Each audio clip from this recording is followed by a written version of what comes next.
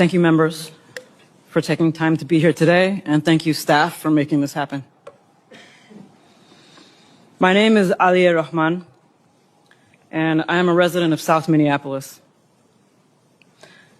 I'm a Bangladeshi American, born in northern Wisconsin, and I'm a disabled person with autism and a traumatic brain injury.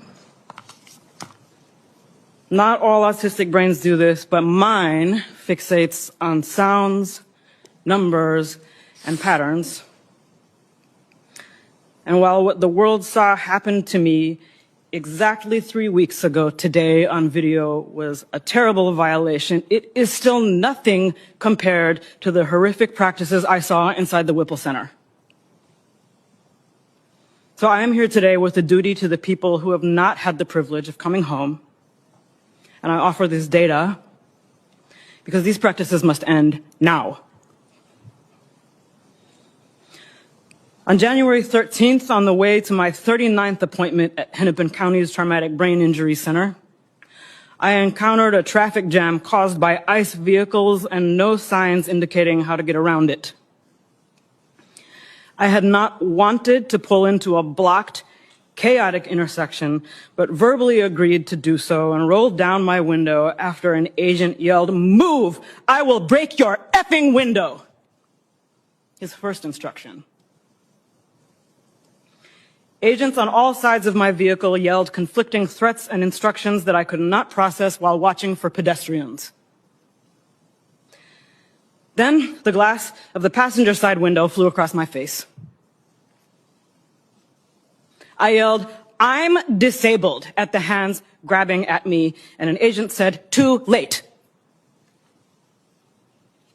I felt immersed in a pattern, and I thought of Genoa Donald, an autistic black man killed by police during a traffic stop in 2021.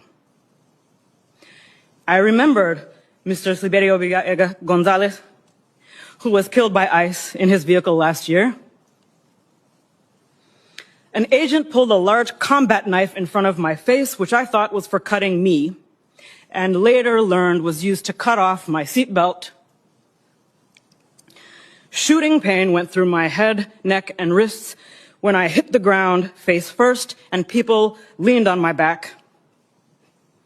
I felt the pattern, and I thought of Mr. George Floyd, who was killed 4 blocks away. I was carried face down through the street by my cuffed arms and legs while yelling that I had a brain injury and was disabled. I now cannot lift my arms normally. I was never asked for ID, never told I was under arrest, never read my rights, and never charged with a crime. Approaching the Whipple Center, I saw black and brown bodies shackled together, chained together, being marched by yelling agents outdoors.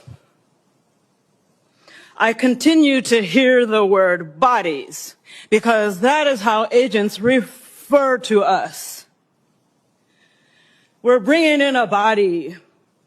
They're bringing in bodies, 7, 8 at a time. Where do I put them? We can't use that room. There's already a body in there. You have no reason to believe you will make it out alive if you are already being called a body. Agents repeatedly had to stop and ask how to do tasks. I received no medical screening, phone call, or access to a lawyer. I was denied a communication navigator when my speech began to slur. Agents laughed as I tried to immobilize my own neck. I asked for my cane and was told no, pulled up my arms and prodded forward in leg irons by agents laughing and saying, "Walk, you can do it, walk." Agents did not know if the facility had a wheelchair. When I was finally placed in one to be taken to interrogation, an agent taunted, "You were driving, right? So your legs do work." I pleaded for emergency medical care for over an hour after my vision had become blurry, my heart rate went through the roof, and the pain in my neck and head became unbearable. It was denied. When I became unable to speak, my cellmate pleaded for me.